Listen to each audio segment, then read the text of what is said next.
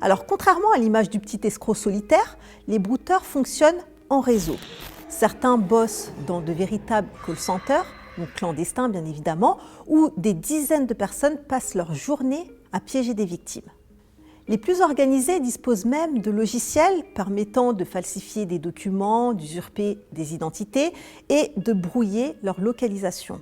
Et le plus incroyable, c'est qu'ils affichent parfois leurs richesses sur les réseaux sociaux, exhibant voitures de luxe, billets de banque et bijoux, sans craindre les représailles.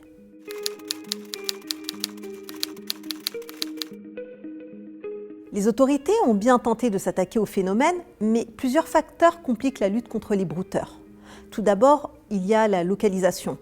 Alors, beaucoup opèrent depuis des pays où la cybercriminalité n'est pas une priorité pour les forces de l'ordre.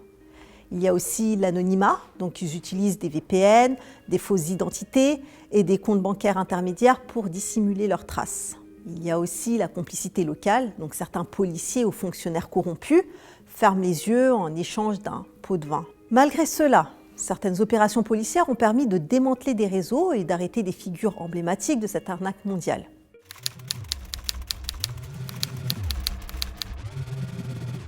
Alors, les brouteurs jouent sur la naïveté et l'émotion. Alors, voici quelques conseils pour ne pas se faire avoir. Tout d'abord, ne jamais envoyer d'argent à quelqu'un rencontré en ligne. Alors, il faut vérifier les profils, donc les photos un peu trop parfaites ou les incohérences dans les récits doivent éveiller les soupçons. Il faut aussi se méfier des opportunités trop belles pour être vraies. Alors, vous pouvez aussi utiliser des outils pour vérifier les images et les comptes suspects.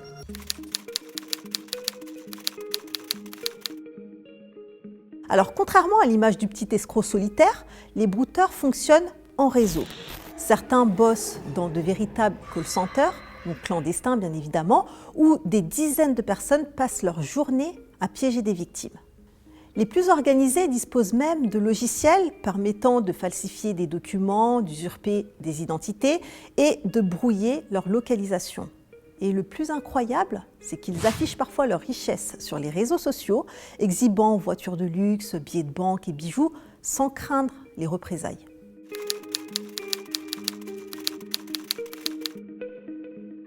Les autorités ont bien tenté de s'attaquer au phénomène, mais plusieurs facteurs compliquent la lutte contre les brouteurs.